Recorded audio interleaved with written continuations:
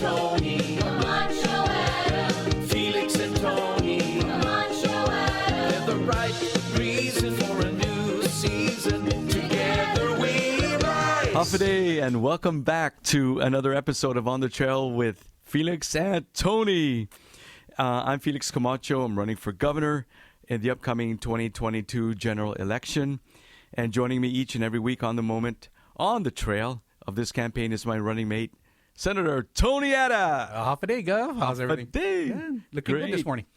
Thank you. Stop it. That's stopped somewhere. Okay. Well, this podcast is just one of many ways that we've been able to present our platform and reach out to the community. And today we have a fantastic and amazing guest on our show. Senator, you can... We haven't had a guest on our show in quite a while. We had Senator Frank Hogan, former Governor Eddie Baza Calvo. And, today we have the opportunity to sit down with a very good friend of ours, Congressman Mike San Nicolas. Thank you, and welcome to our podcast, Congressman. Thank you. Welcome. I'm just watching you two doing this, and I'm like, this is definitely something that's going to be transformative in politics, because just the ability for you guys to engage and to put these issues out there like that is just really fantastic. But I do say that there's definitely a future for the both of you in radio personalities. We appreciate that. Really. Thank you. Telling you. And then I think that's what the podcast, like the Gov said, is an excellent way to get out our message. And with you here today, it's our honor and privilege to have you on our podcast to also get that message out. And what is it that we can do to work together for the benefit of our people and the benefit of our island, right? As we move into the years ahead, and how are we going to be able to come together for just that, right?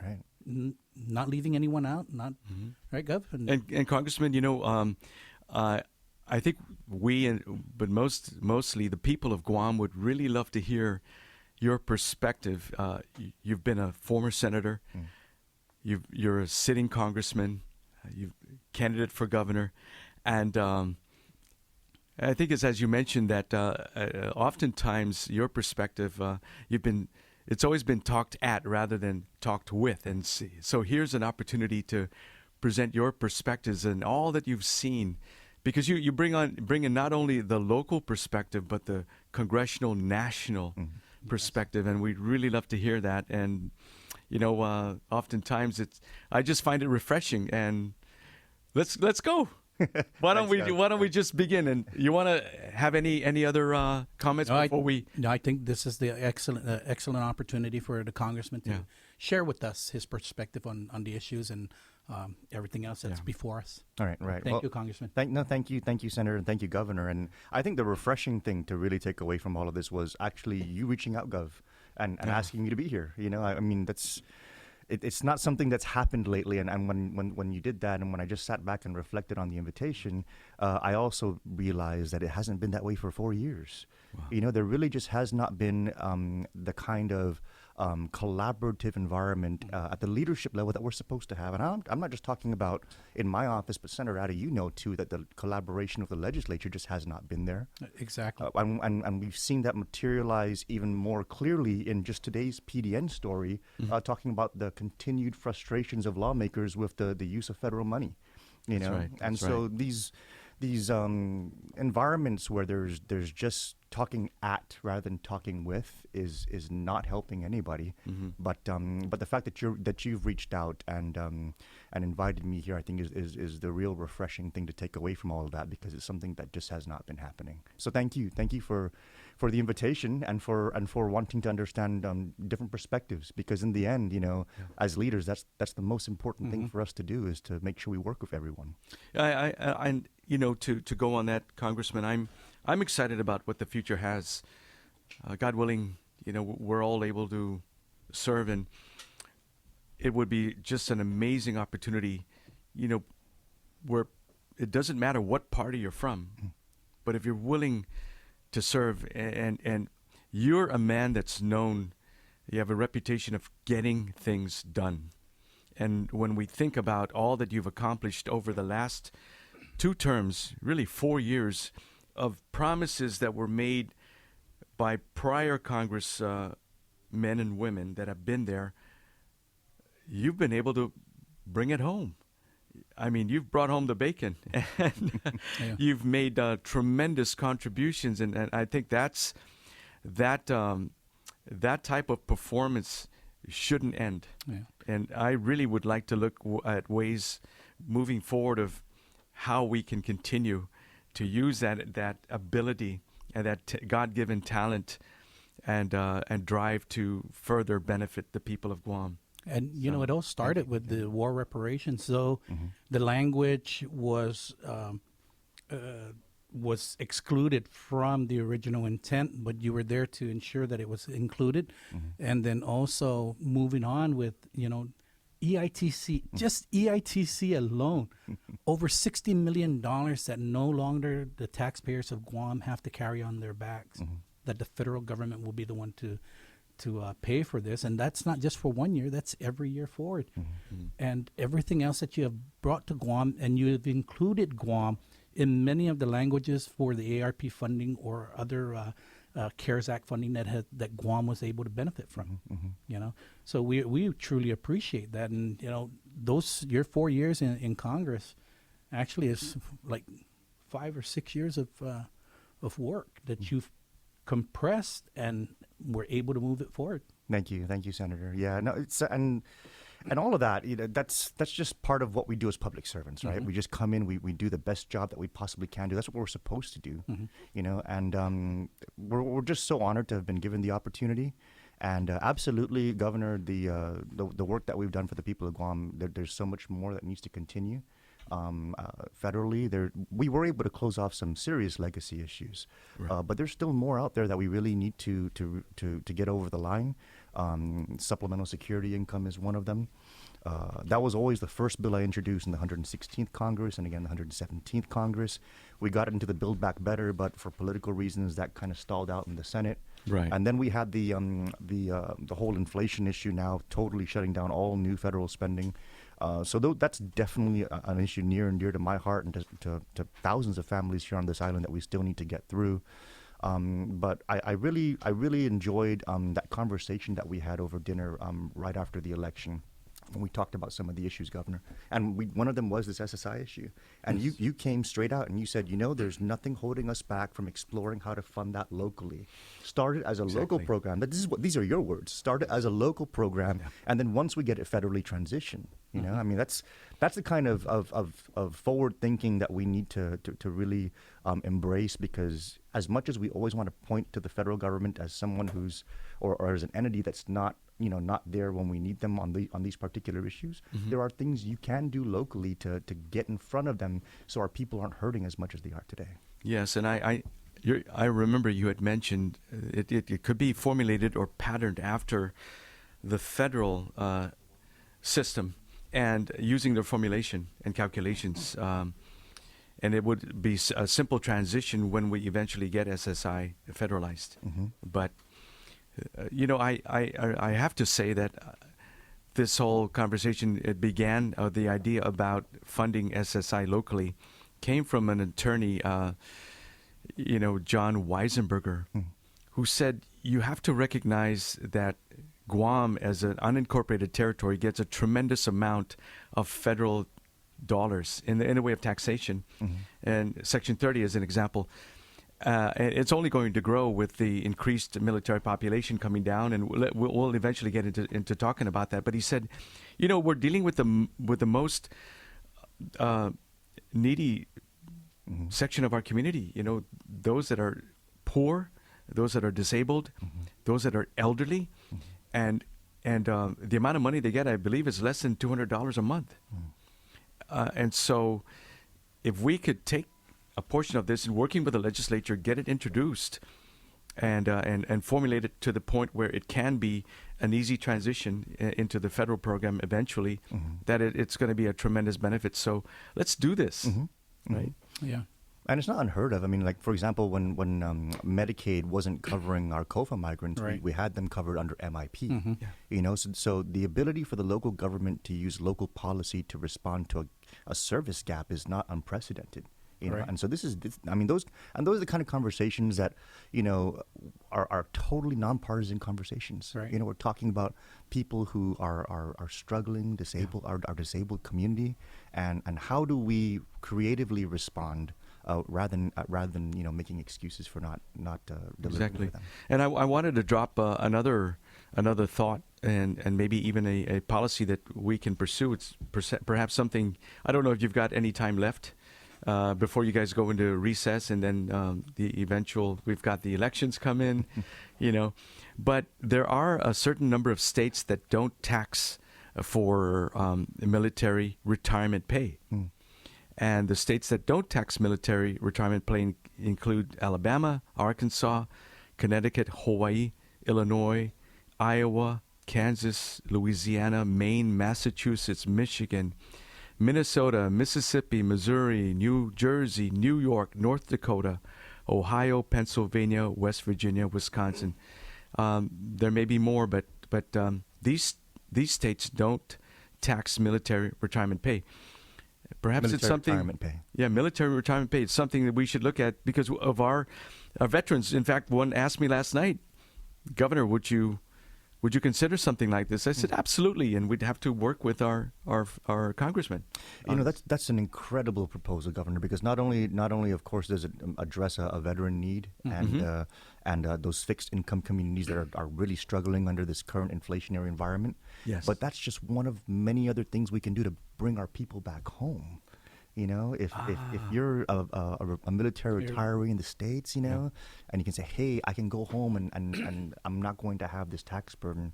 I mean, that's another really excellent way to right. turn that ugly trend of people leaving into people coming back. Yeah, especially those that are retiring, you know, Mm-hmm. that haven't decided whether they're going to come back home or stay in the States. Yeah. And if they say, man, our retirement pay is not going to get taxed back home, let's go home. Let's take our family back to where we grew up, and you know, let's raise them up the Chamorro way, right? The Guamanian way. No one wants to leave home. No. You know, and so if we create the circumstances and the environment for them to stay or for them to come back, they will. Yeah. All right. We put a means, they will come. Right. Right. All right. And so you mentioned legacy issues. Are there others at the top of your head that you think? We just mentioned a couple with the SSI. You did talk about right now inflation and the cost of living that's having an impact, you know, nationwide and of course here on Guam. And that's one of the main concerns that we have right now. And any thoughts on that, Congressman?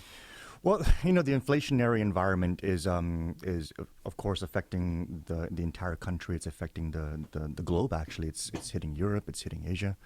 But what we need to be mindful of on the local level here is what can we do? You know, what can we do to bring more relief to our people in terms of addressing these rising prices, and hopefully as the bigger national responses like the Federal Reserve raising rates and everything else like that, as those work themselves through and begin to get the inflationary situation under control, how do we get our people from here to there and get us through all of this? And that's why, you know, this situation that we have with these ARP funds and all of hundreds of millions of dollars sitting in a bank and not being deployed at a time when, you know, I mean, people can't afford gas or food, or they're having to choose which one, is just such a disturbing thing, especially because the whole purpose of that relief initially was to respond to the COVID-19 crisis. It was to give relief to our people during a pandemic.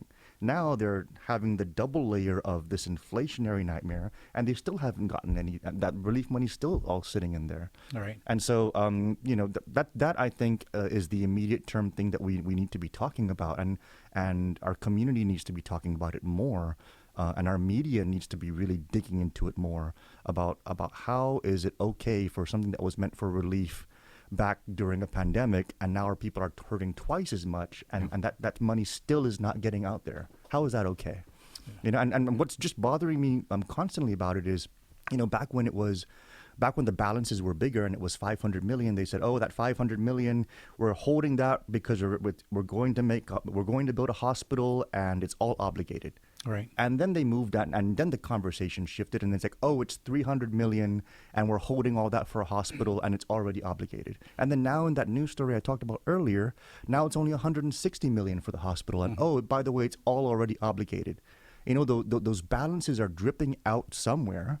They're not again incorporating our local leadership in the legislature and having a unified community response on how to bring that relief to our people, you know, on a broad basis when they need it so badly. And yet those balances continue to sit in the account, you know, and, you know, having a former banking background, there's just something very troubling about that being done. And I don't mean to just go off on a tangent here, but you know that 300 million, that 300 million is actually earning a significant amount of interest as it sits in the bank. And there's something that needs to be very clearly articulated about why that's wrong, because the Congress, in its wisdom, purposefully made it so that any interest earned as a balance is sitting in a deposit stays with that deposit. And so let's say it's 300 million, and it earns you know, that, and it's in a savings account that pays it, you know, $100,000 in interest. That 100,000 stays with that 300 million. But what the Congress did not do, and what we did not anticipate would be, you know, such a practice today, is they did not anticipate that the banks would continue to sit on that money, that the leadership would sit on that money, and then that 300 million would go and be put into the Federal Reserve System or be invested into U.S. Treasuries. That's what banks do. They hold deposits, they invest it, and then they make even more interest on it.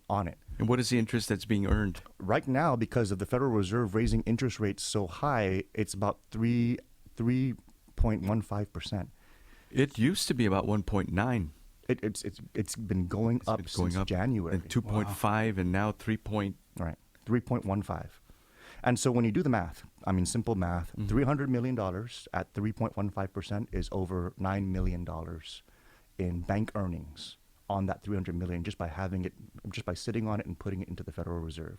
So they're paying out $100,000 in interest or $300,000 in interest on the savings account balance, but they're earning $9 million having that balance sit as in the deposit. And so the question would be that 9 million, say that they've earned in interest while sitting in some Federal Reserve account or some bond market or wherever they may deposit that money. Does that benefit the people of Guam or does it benefit the bank? It's all bank earnings. It's all bank earnings. It's all bank earnings. And so I could imagine then if Guam has received over $2 billion in funding over the last couple of years or from COVID-19, it may have been extremely profitable. During the pandemic, in the years prior, the interest rates weren't really that high. Okay. And so I would say maybe 2020, 2021, it probably was fairly negligible. It was an amount that, you know, you could probably just say, oh, well, that's just how banking works. But when it gets into the 1%, the 2%, 3%, when 300 million starts turning into $9 million in profit, while our people are begging for a $50 gas coupon, you know, or are trying to be told that $100 in utility credit is something to be happy about, when a very particular individual's own net worth is going up by $9 million on the relief money they're sitting on, that is not right. And so, you know, when we talk about inflation, and we talk about how we can, on a policy level, address that kind of those painful circumstances of our people, things being too expensive for them to afford, the first and the most immediate way we can do that is to get the relief that was intended for them, get it to them, and stop letting it letting it sit there and earn interest just for a very select few. So then, this could be why the money has been slowly trickling out of the bank, going to the people, because it's giving bank earnings. Yes. That's unheard of. It's crazy. It's also an incentive for, like, you know, Senator, how in my congressional address when I talked about like for the LEAP fund and how they use local dollars to pay for that. Right.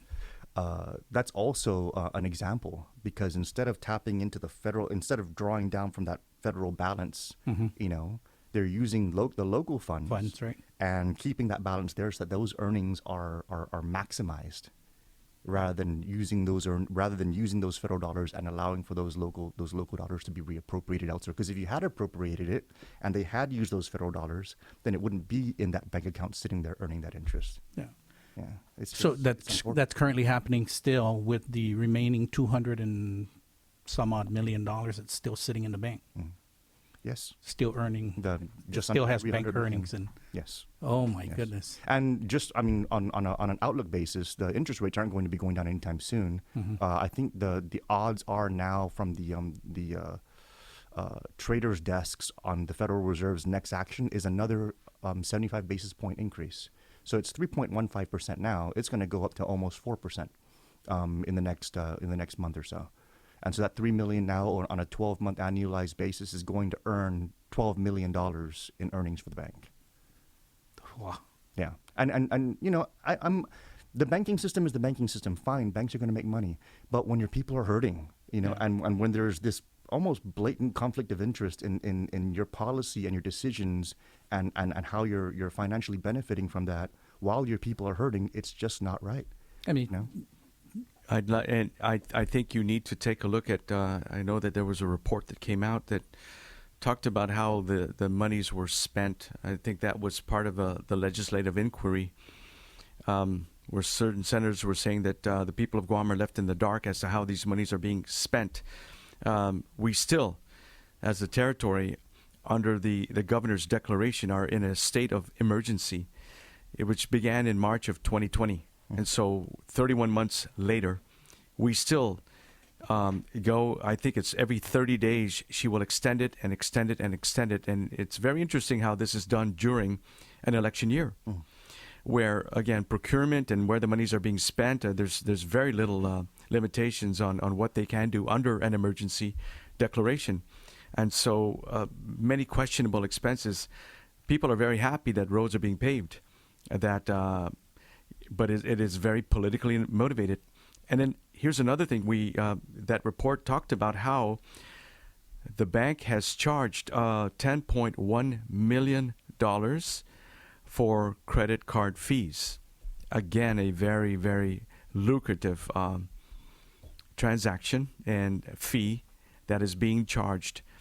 And I believe that what they said is, well, the people of Guam, you don't worry. We're not going to charge you.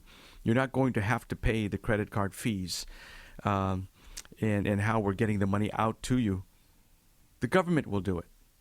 But they're using, again, ARP money to pay these credit card fees, and that money is being paid to the bank. So I commented on that story, actually, because it bothered me so much. That $10.1 million is actually a lot less than the total, because they've been subsidizing. A lot less. Yes, it's more than that, Gov. I think it's probably close to maybe double, if not more, at this point. About 22 million or so, I would say roughly. nearly there, because they've been subsidizing the credit card fees since the start of the pandemic. They've been using because ARP is just one pot of like 6 different pots that we brought to Guam. Right. And so they've been subsidizing the credit card fee from the pots since day one. And so it's up there. It's in the 20, maybe 20 plus million by now. I'm unfortunately not privy to the final figure, but when you really unwind what's happening with that, and you tie it all together, it's just so much. It's just so much more disturbing. And if you allow me to explain, those credit card fees, right? First of all, let's call them by their proper name, because when they say credit card fees, they make it sound like all the credit cards are. It's not. It's a merchant services fee. It's a merchant services fee that gets charged every time you swipe the card. There's only one merchant service for the government of Guam. So it's not a credit card fee. It's actually a merchant services fee. So, there's no confusion that, bank A, B, and C are all paying this fee. No, it's only one particular bank that's collecting that. But the reason why it's just so much more disturbing is because, when they subsidize those fees and claim that they're doing it for the benefit of the public, there is some truth to that. But when you dig deeper into how everything adds up, it's so wrong.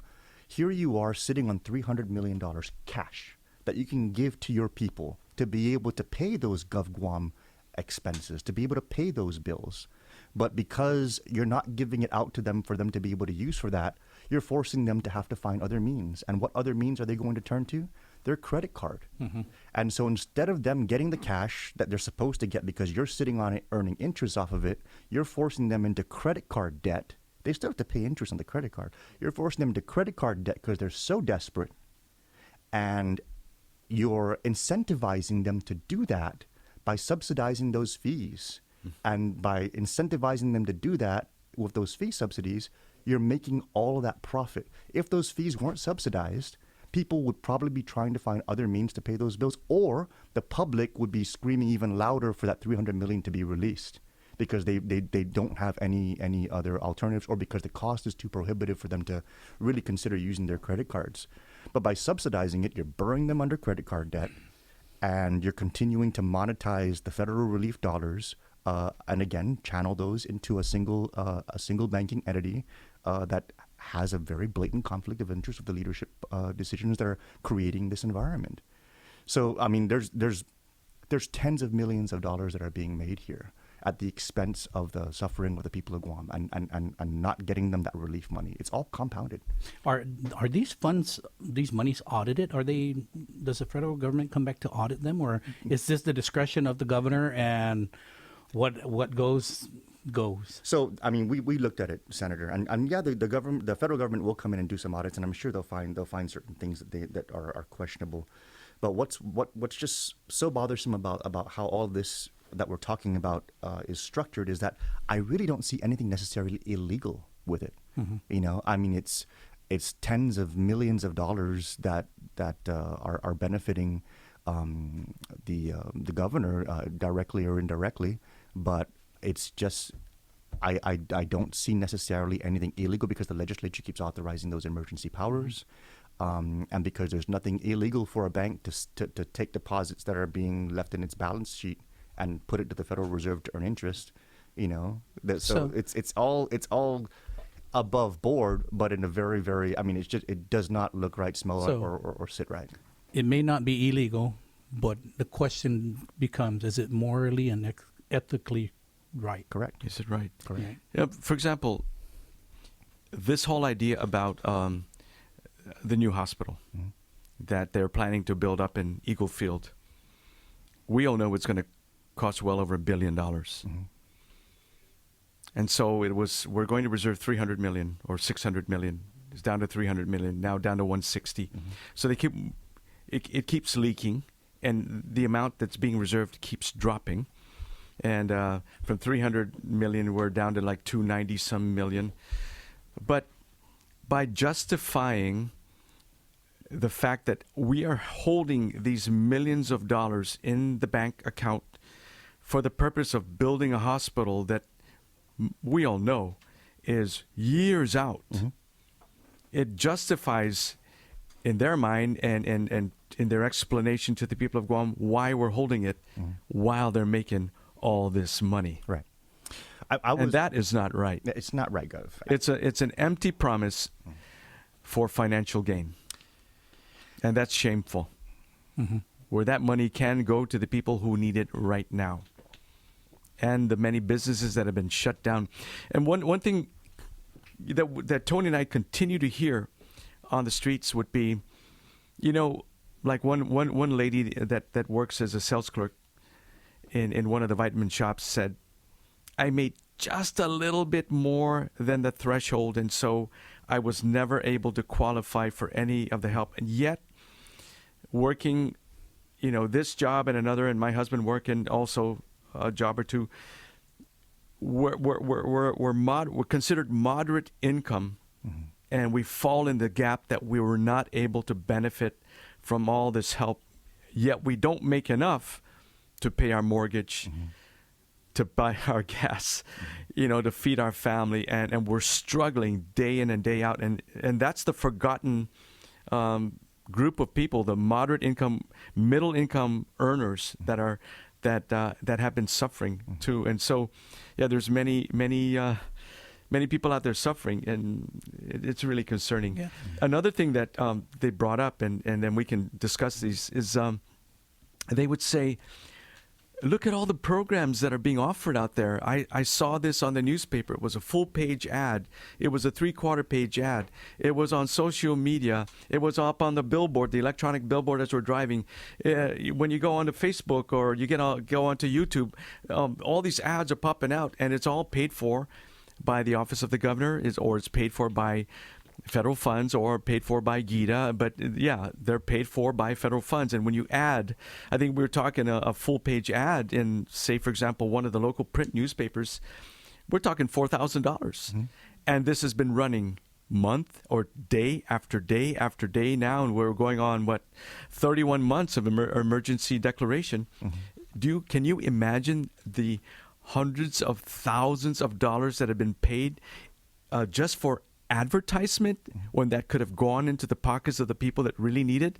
And the ads always say, all in support of this program, all in support of that program, and then you see their picture. I mean, it's blatant advertisement, political advertisement paid for with federal funds, and they think they can fool the people. That is extremely shameful and not right. I mean, let's call it what it is. Yeah, I remember because in the Congress we're able to also pay for advertisements, but to do that we need to use our office budget. We can't use relief money the way this administration is doing. But there's also an even more stringent environment in the way we do that.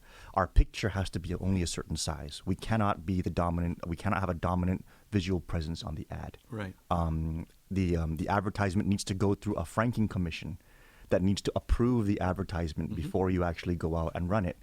And so there's all kinds of safeguards in place when you're using federal office resources. Checks and balances. But that does not apply to what they're doing. It sure doesn't. And it's sad. It's sad to see the relief dollars being spent for politicization, because it's just not supposed to be done that way. If they were sincerely running the ads for just public information purposes, there's certainly a way to be able to structure them in a fashion that is not blatant politicking. But there's just so much blatant stuff happening that really just lies in the face of what should be occurring and what isn't, and it's unfortunate. Yes. And we'll be right back. Business makes the world go round. The Camacho Ada team's approach to good government stands on 7 pillars of opportunity, and business development is central to their platform. Felix and Tony are both businessmen who know the role that government should play in encouraging and supporting economic growth. Please visit CamachoAdaForGuam.com for information on how Felix and Tony will help our economy rebuild and prosper. Camacho Ada, taking care of business. I'm Felix Camacho, and I approve this message. And now, back on the trail with Felix and Tony. Yeah, and with the ARP funds, and we kept looking at it. At least I kept looking at it as well. And when we see a lot of the appropriations or the allocation to the government agencies, when they say American Rescue Plan, I mean, I'm sure that was meant, or the intent of Congress was for the people, not the government, right? And to know that the government of Guam, had over almost $1 billion budget last fiscal year, and now $1 billion budget this fiscal year, but yet still has all these monies, these ARP monies, that have been allocated to the different agencies, and yet the encumbrances are so low that they still have a high balance to them. And it should be where they take all those balances out of those agencies and put them back into the people's hands where they rightfully belong. And that was the intent of Congress, right? For the people, Right. not for the government. Right. And if it was for the government, then it really should have had a clear linear connection to how exactly that's going to relief for the public. And it's just unfortunate that's instead being done strategically. And what it sounds like is if they're claiming that there's these balances with these agencies, but the encumbrances are so low, they're just parking the money. Yeah. I mean, well, one agency, the Guam Visitors Bureau, had a $20 million allocation, but yet expended the whole, they encumbered the whole $20 million. There's zero balance there. And, That's one area where where did all that money go? Right. Wait a minute. How do they account for it? Sir, the budget just passed by 30th of September. Mhm. We're only in October 8th. No, that's a new 20 million. This is the ARP 20 million that was given to GV. The ARP. Yeah, Huh. yeah. ARP $20 million. That And you're went to saying the it's people. been encumbered? Yes, the entire 20 million. When there's no tourists coming to Guam, when there's no flights coming into Guam, they spent $20 million 20 million. GVB, Right, of ARP funds. ARP funds. Yeah, that could have went to the people. Mm. Yeah. So a lot of these things we're trying to figure out where are they spending it at? What are they spending on? It's just like the hospital. We heard about the hospital where if a patient was admitted for COVID, that the federal government takes care of that expenditure. But yet the families that were hospitalized, their families are being billed for the patient's stay at the hospital. So it's like, are they charging twice, one from the federal government and one from the family or their insurance? It's we don't know, right? Yeah. We don't know.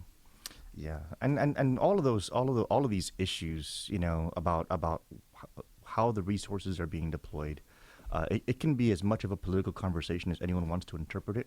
But bottom line is, these are hard dollars in a very soft and delicate time for so many of our people, and these kind of conversations need to be happening because we need to try and make sure that the highest and best use of those resources are taking place for our people to be able to get through these difficult times, and whether it's billing practices at GMH. I mean, for people to have COVID balances when all this money was supposed to go into taking care of COVID related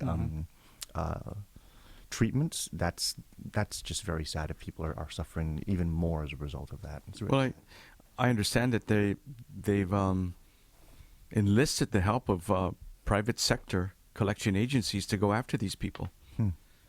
And certainly that I believe that's something that we would have to look into. Yeah, definitely, because what is it that they collected?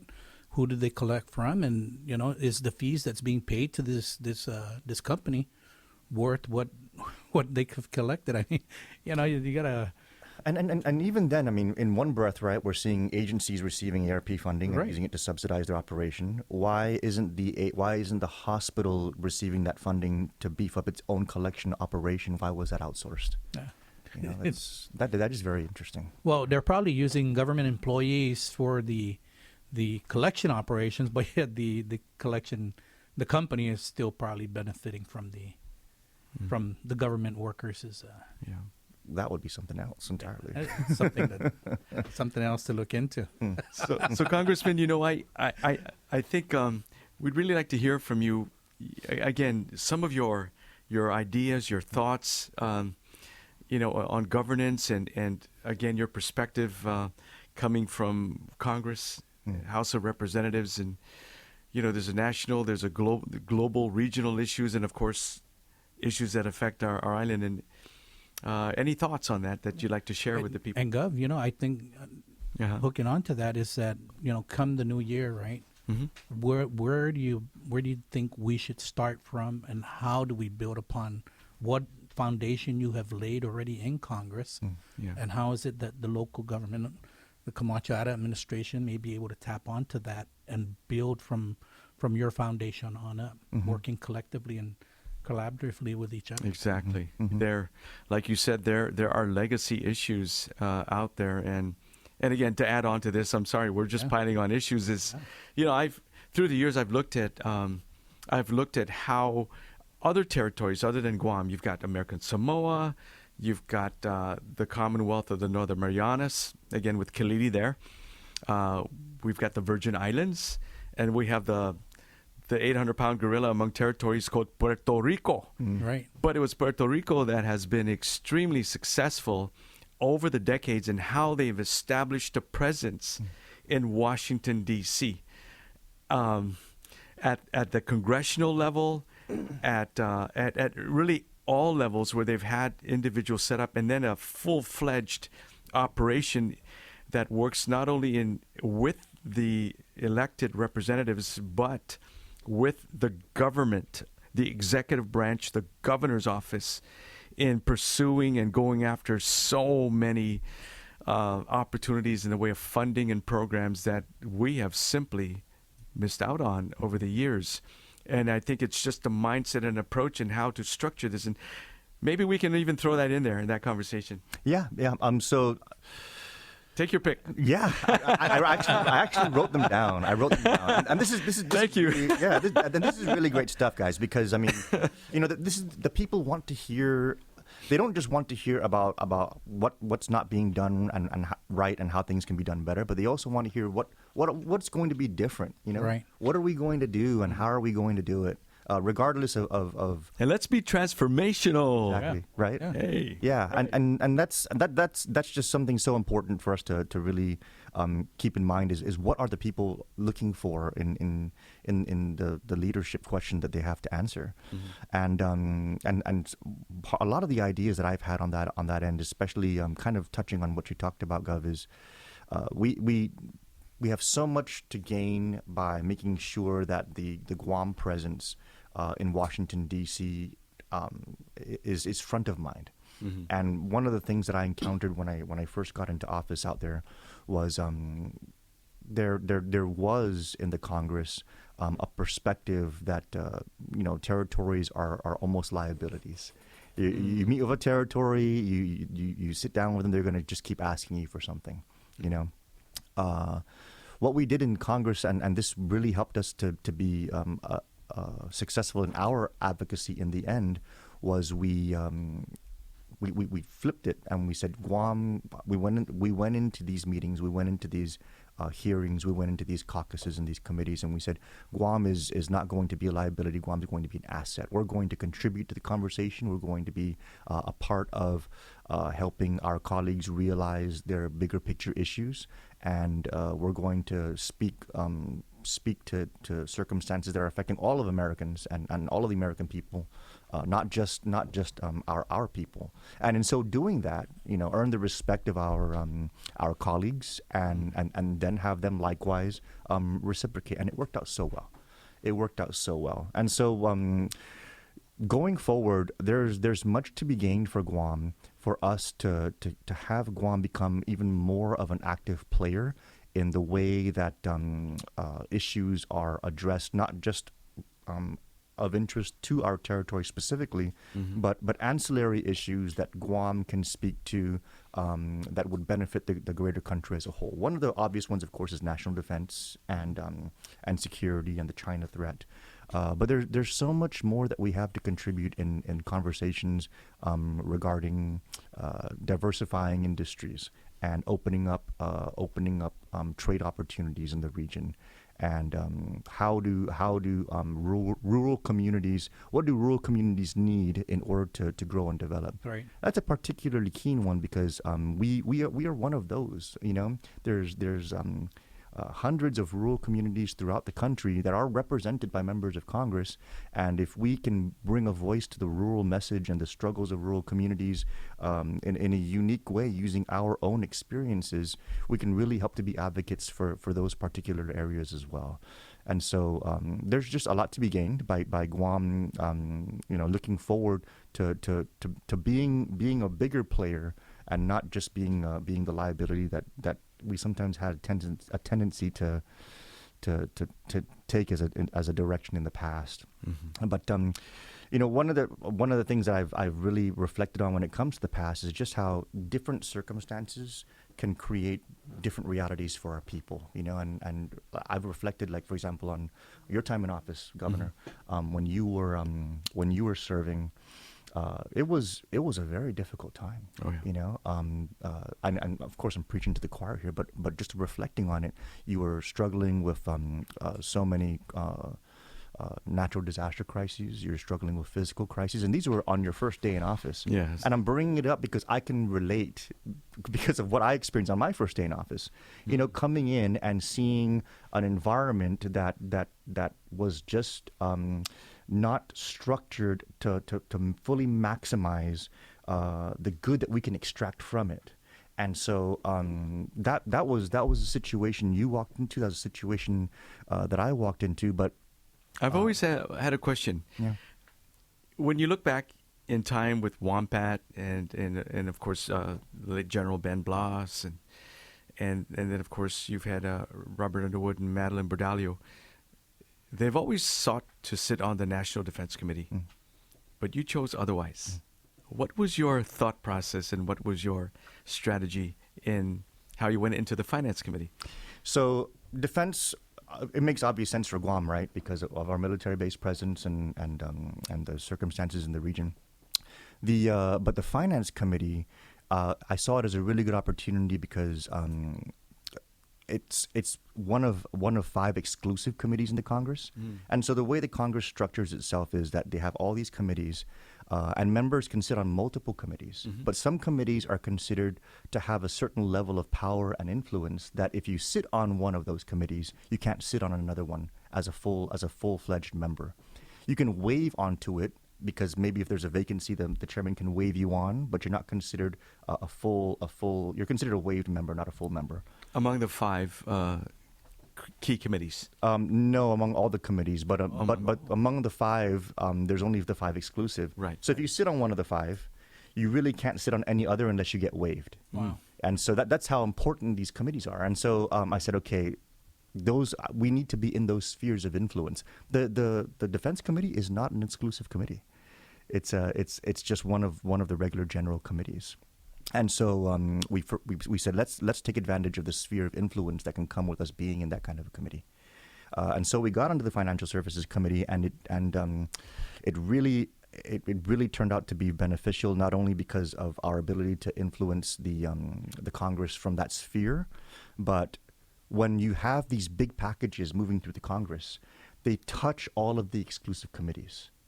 And because all of the exclusive committees touch it, all of the exclusive committees need to be happy with it in order for these big packages to pass. You know, these $1 trillion, these $1 billion packages. Yeah, I see. And so by being on that committee, by being consequential to that committee, and by working very closely with the chair of that committee, you know, you can say, hey, you know, this big package, can we just make sure that territories are included in all those different sections there? You know, or we can say, hey, you know, we're trying to pass this you know, part 2 or part 3 of COVID relief. It does include something for unemployment, but can we make sure that this language is structured a certain ways that it includes territories, or territories are going to be covered? By being able to be a part of that crossroads, you know, that checkpoint process, you're able to make sure that certain things are happening as they move through. So that's one way that we were able to do it. And then another really effective way on that Financial Services Committee was there's so many chairs of other committees in that committee. Yeah. And so and they were able to graduate into that because they've just been in Congress for so long. And so on the Financial Services Committee, we have the chair of agriculture, we have the chair of oversight and reform, we have the chair of small businesses, you know, we have the chair of foreign policy, foreign affairs. And so like in the small business community, we were able to work with them to make sure PPP had certain carve-outs for smaller sized businesses that our small businesses here will be able to get them. Thank you for that. Yeah. We just work with the chairwoman, you know, and because she's sitting right behind us, you know, and so that's why we took that different approach. You know, Congressman, before we lose this thought is we want to give you kudos and credit where credit is due because of all the funding that came in COVID-19 and the pandemic and what you were able to secure for Guam. The credit goes to you because you fought hard for our people. Thank you. Yeah. And yet, and I think that people need to understand that you were such an advocate for us getting our fair share and then some, you know. Otherwise, the territory of Guam would easily had a diminished amount of money. But also, it gives you perspective in looking at how it's being spent now or how it has been spent and what's going on. So people need to understand and have a true appreciation for your efforts. So I just wanted to thank you and give you due credit where credit is due. Thanks, Yeah, Kev. thank you. I appreciate that. But you know, as public servants, right? We just come in and do what we do. Roll up your sleeves and we just do the job. Keep going at it. And kind of going back to what I was talking about earlier about your experiences when you were in office previously, you didn't have all of that. Oh, no. You didn't have EITC, you know. Well, we got, not only did we get EITC federally now, but we also, the Treasury has committed to setting it aside to make sure it goes to tax refunds. So they can't use the governor, no one, you cannot appropriate the EITC to go for anything else because Treasury is withholding it purposefully for tax refunds. You know, and the tax refund situation is constantly improving because not only do we bring in all those federal dollars that created those local government revenues, tax revenues that allowed for these surpluses to pay these tax refunds, but we now have EITC fully resolved and committed to only pay tax refunds. So it's a permanent solution. And Permanent. that's a solution that you were very instrumental in ensuring that it happens in that manner. And, you know, I think one of the governor's messages was that they're paying out tax refunds now in weeks, right? And obviously now I have a better understanding. And she how claims to they're paying monitor it daily, too. Yeah. How they're paying it Come out on, in weeks man. because already that EIT Are you serious? No, is committed. Yeah, they have to pay it out. Yeah. Otherwise, they're going to let it sit in Treasury? No, they have to pay it out. Yeah, yeah. So that's why they're paying it out. Yes. Talk about bait and switch. It's bothersome, you know. I'm just like, you know, sit here and like, wow, but you know, but why? Why can't we celebrate victories for our people? You know, I mean, here Exactly. you guys are saying thank you. Why can't we celebrate those victories, motivate each other, and pursue more for our island? Why is that so bad? We all live on the same island. That's the thing about it. You know, we all try to do what we can to ensure that the benefit is going to the people of Guam. And every time it's that crab mentality, well, I can't have you shining better than me, Congressman. So, you know, I'm going to pull you down so that I can go up and, it's tough. you know, look better than that. And man, that's why I'm glad that, you know, you honored us by coming on our podcast so we can have a better understanding. The people of Guam can have a better understanding of what really is reality and what reality is going to be in the next couple of years if we don't, you know, shift that thought mentality of what is and what reality truly is, right? But thank you. Yeah, thank you. No, thank you, Senator. And you know, I really, it creates a whole different set of circumstances for what the next 4 years are going to look like because now that those legacy issues like that, like Medicaid and COFA Medicaid, you know, things that Governor Camacho had War reparations, you resolve that, too? yeah, things that Governor Camacho had to struggle with back in the early 2000s. Now that's all changed. It's an entirely new set of circumstances, a new reality. Right. And instead of us constantly being told about all these, you know, for example, federally funded programs that are benefiting our people, which is good, but they're federally funded. What are we going to do for our people now that all of those things have been resolved? Right. You know? That's the whole. I think that's what the whole conversation needs to really get focused on. Of course, not just here, but just in our community and among the leadership. What's next now that these things have been resolved? Yeah. Yeah. And the resolution to these many long-standing problems is we recognize that coming in, we're going to be faced with it. The violation of the Clean Water Act over at Ordered Dump and the leachate that was leaking at the base of what was once a valley and had turned into a mountain, now leaking into the river and spilling out into our bay and over our reefs that had to be resolved. The fact that we're running out of airspace. And at that time, it was really a lack of cooperation in getting adequate funding to deal with the issue that it had to go into receivership. The point is that it's like I agree with you that we have to recognize that on our watch, you know, as a leader, if you're not resolving problems, if people are not coming to you to resolve problems, they've probably realized that, well, you can't fix them, and they move on. But the mere fact that we said we're going to take these problems on, that no matter how difficult it is and perhaps even politically damaging, is that we were called at a time such as this to take on these challenges, to face them head on, and to find a resolution and fix it for the next generation of leaders and for the people of Guam in the end. And we did that. We faced many, many issues. Class action lawsuits, you name it, we did. But at the same time, we continued to plan for the future. For example, there's a lot of bragging about we're coming in, pardon our progress. In fact, that was our slogan, pardon our progress. We're paving the roads, but when you look at the timing of it all in a political season, why now?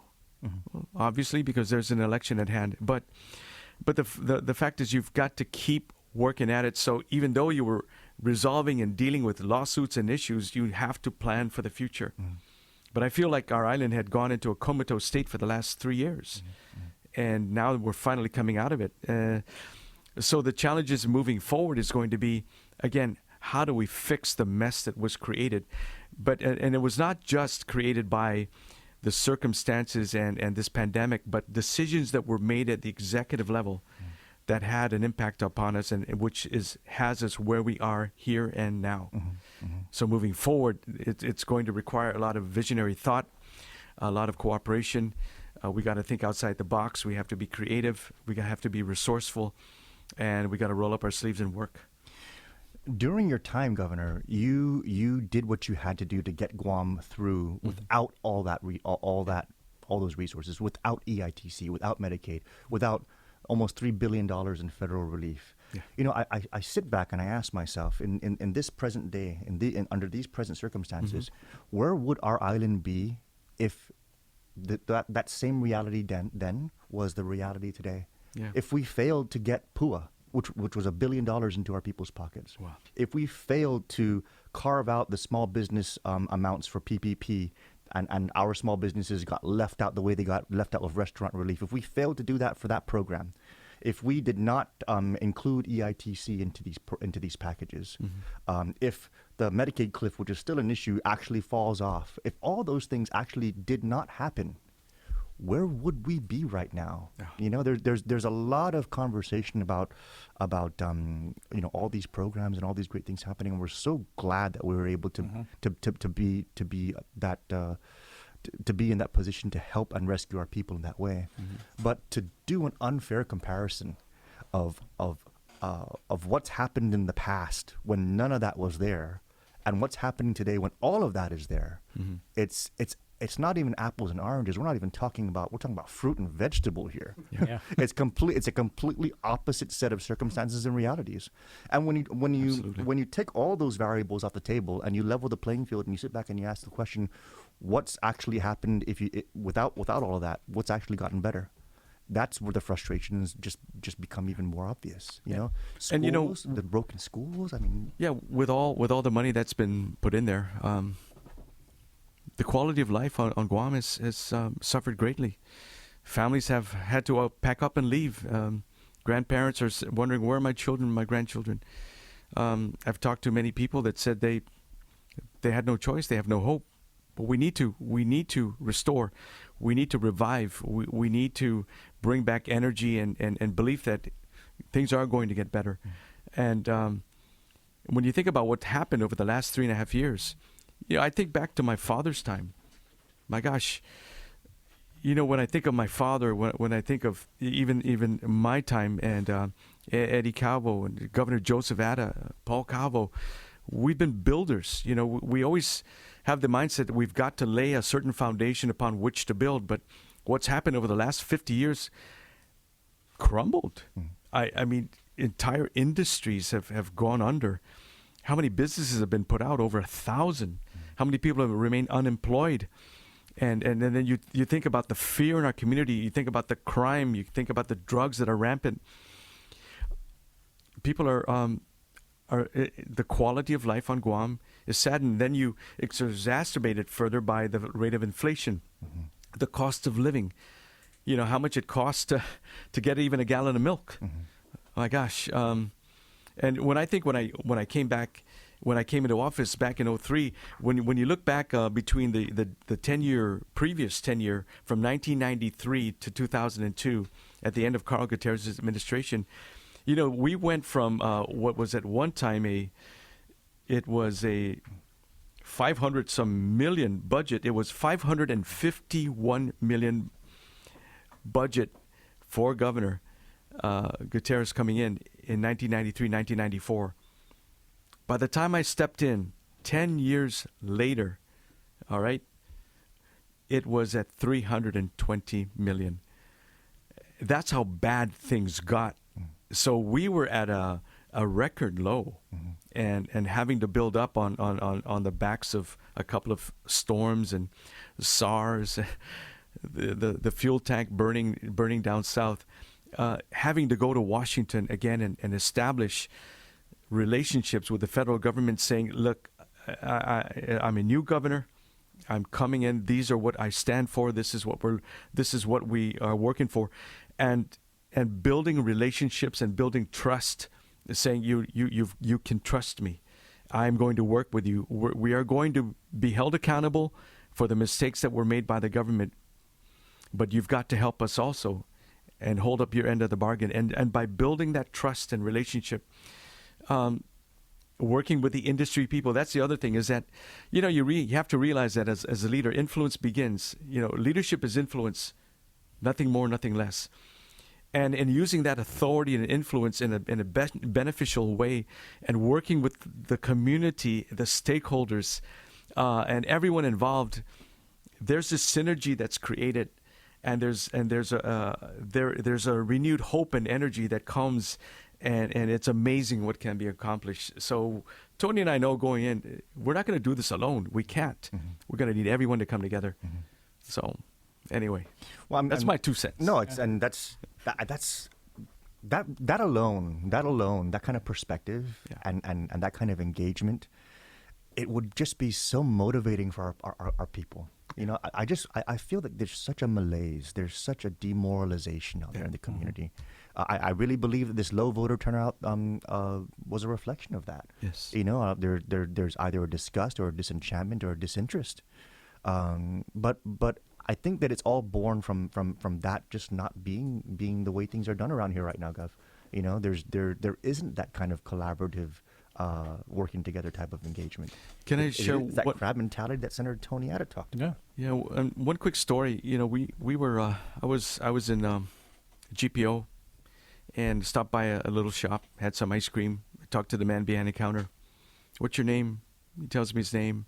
How old are you? I'm 18. Have you been, on Guam all your life? He says, no, I born and raised here, but I was off in the States for a bit, and I came back. And so I'm working here, earning minimum wage, but I'm thinking I have to leave again. I said, why would that be? He says, my parents said to me, son, unless you leave island, it's going to be hard for you to improve your standing and your status in this community. You need to leave island. You've got to make something of yourself. And then if you're willing to come back, you can come back. But I just said, man, do you have any hope that things can improve? He says, with the way things look right now, no, sir. Here I am serving you ice cream, earning minimum wage. And my parents are telling me, you got to go back and make something of yourself. You can't do it here. You've got too many roadblocks. You got too much opposition, and he had a sad look in his eyes, just like a look of hopelessness. I'm saying, no, man, things can get better. Don't give up. Yeah, we're gonna work to change things. And he says, I said, are you registered to vote? He says, no, I don't want to get involved. I don't want to vote. I don't care. And I said, you have to care, man. If you don't take the responsibility and get out there and vote and do your due part, or your part, your due diligence to participate and make a difference on who's going to lead this island, then you're just saying, I acquiesce and I accept whoever is put into office. I said, I'm here because I'm running for governor. I'm asking for your vote. I'm asking you to register to vote and participate. And then he said, oh, okay, I'll think about it. All right, But it's just that lack of interest and malaise, and just sick of everything going out there without any hope. And this is an 18-year-old young man. And I'm thinking, is he a reflection of where most of this millennial generation is? And I say, yes. And that's a sad thing. We've got to work with them and help them. Yeah. Just too many people are not able to look out into tomorrow and say, hey, I have something to work towards or look forward to. It's really really unfortunate. And so we talked earlier, Gov, like we talked about the idea for military retirees, and we talked Right. about SSI. We talked about the new hospital and why the current trend of things and the sitting on the money is just so unfortunate. If you had back in 2002, or today and right now, if you had $300 million in a bank account, or if you had $3 billion in federal resources come through your administration, what would you focus the resources on, and how would you rekindle that kind of motivation and put that spirit back into the people who are so demoralized? Well, I think you go back to the good book, and it says if you build your house on sand, and the winds come and the rains come, and it'll wash away. But if you build it on rock, on a solid foundation, no matter how strong the storm is, or the winds, or the waters that come, it will stand. So I would take that money and look at what is a cornerstone that we need to build our economy back up, to build our social programs, to take care of the family, to educate our people, and lay the foundation, whether it be in infrastructure or in industry. But we've got to look at things on a foundational basis and go back to the basics and lay that foundation and spend the money properly. Because once you lay that foundation and that cornerstone is set right and it's plumb, then you have the proper direction upon which you are going to go to build from that level up. And then you get into the nuts and bolts of what does that entail. But right now, it's just a matter of we've got all this money, let's spend it, and let's politicize this thing. They've monetized and politicized what was meant to help the people for political gain, and that's what sickens me. I can't stand it. And you wonder, why would I run? These are the exact reasons why. Because I believe we need to bring back fairness. We need to bring back righteousness. We've got to establish the freedoms and give them back to the people which were taken away from them. And that's what Tony and I are here for. Honesty, integrity, and transparency. Is what's lacking in this And I'm telling you, Congressman, we're going to look for opportunities to work with you. Thank you, Governor. Yeah. Thank you. We'd love to. We're not going to let you go away, man. No way. You can't sail off into the sunset, and ain't going to be that easy. Yeah, that's right. You see how red you're turning now? You get that with a sunburn sitting in the beach. Yeah. You're not going to be able to sit in the beach. We got to make good use of the talent. Yeah. Good use of the knowledge that you have with the workings of Congress and D.C. That's what we need, and we need to harness that, and we need to bring it in so that we can continue to build for our people, continue to let our people benefit from what is, what is going to come to us, right? But if we don't have that type of representation to, go to the different caucuses, what do they call the Asian caucuses, the Hispanic caucus, Right. Those different caucuses to work and maneuver things, and those are what's needed. And I think that a lot of times we fail to understand how important it is to have that type of network out there. And Juan Carlos, the Republican Party chairman, has really built himself a network of people that on both sides of the aisle, that helps get things done and get things moving. Even with you, you reached out several times to Juan Carlos, myself too, when I was the party chair. And that is why we did what we did, is because it was going to be beneficial to the island, going to be beneficial to the people. It didn't matter who's in Congress, whether it's a Democrat or Republican, that didn't matter. What matters is what the end result will be. We thank you for that. Yeah, and so, I think we could talk all day long. Yep. There's so much to discuss here. But I have to say, Congressman, that we're just so honored and so happy and so blessed that you've spent time with us here in discussion. And if you would just share any closing thoughts or comments as we close out this show. And who knows, If you even had time, there could be a sequel to this, because it's going to generate a lot of questions.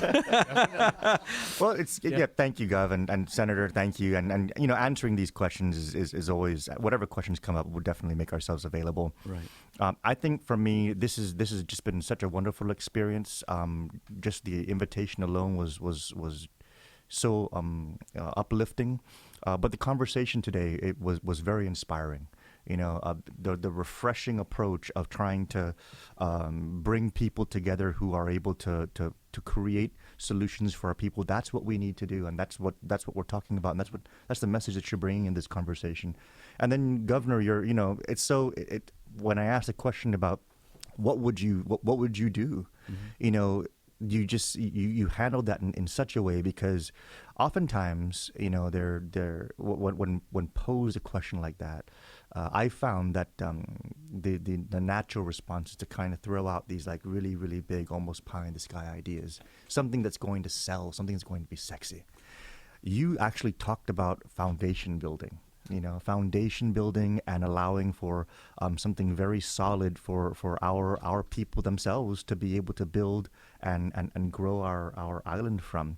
And that solid foundation building is something that actually is a legacy of yours, because the billion-dollar surplus circumstances, notwithstanding the federal dollars, but those circumstances of today are as a result of some solid foundational building that happened when we only had a $328 million budget in 2002. Yes, and I think about the schools that we built. I think about the master plans that we laid out with the airport, even the seaport, bringing in the cranes, the 2030 Federal Highway Master Plan, and then of course the low-income housing tax credits to be able to bring that type of program into Guam. It does require that sort of planning and thinking. And then even back in the day when we began in 2008 and began to push and advocate for Guam as a military buildup, to replace what was happening in Okinawa, making the visits out there to find out what's going on. Look at now, if we didn't have this buildup happening, where would we be? Mm-hmm. The amounts of money. I think that Admiral was talking about another 1.2 to 2 billion over the next 10 years coming in. So there's more and more opportunity. He talked about thousands of jobs coming, opportunities for our people. But it's that type of long-range thinking and planning and advocating that is necessary for this island moving forward. Mm-hmm. Mm-hmm. And working with a man like you, and of course with my partner Tony, oh man, Yeah. I'm excited. No, stop it. Oh, stop it some more. You can go ahead and continue on your thoughts and closing so that we can go ahead and end this episode. Okay. I know you're excited to keep going. We are. Congressman, I'm sorry. No. I mean, that pretty much was where I was All right. where I was angling towards, is that, we need to get the basics right. Yeah. We need to, and a lot of those basics have to do with laying that strong foundation, with being transparent with our people, Yeah. with working with our leaders collaboratively and in a positive in a positive disposition, and definitely not trying to find out how we can skin the cat a million ways to put money into our own pockets. That's the ultimate sacrilege. Once we change that kind of behavior and start operating, in the positive elements of that description, that's when we'll finally start seeing things improve. So this, I think, is a very inspiring start. So thank you so much for having me. Well, thank you. Our pleasure. Well, with that said, this is going to wrap up our episode of this podcast, and we would like to remind everyone that we are 30 days out, Congressman, from the general elections. You can still register to vote by going online to gec.guam.gov, or you can visit the Guam Election Commission at the Oka Building in Tamuning, or by calling us at our headquarters at 671-475-2222. Early voting begins on October 11th all the way to November 3rd at the West End Hotel. And GEC will also be opening satellites for voting on Saturdays from 10 to 3 p.m., starting October 15 at Okadu, and then on October 22nd at GCC, And then the last one will be on October 29th at the Mauricio Martyrs Memorial School in Moleso.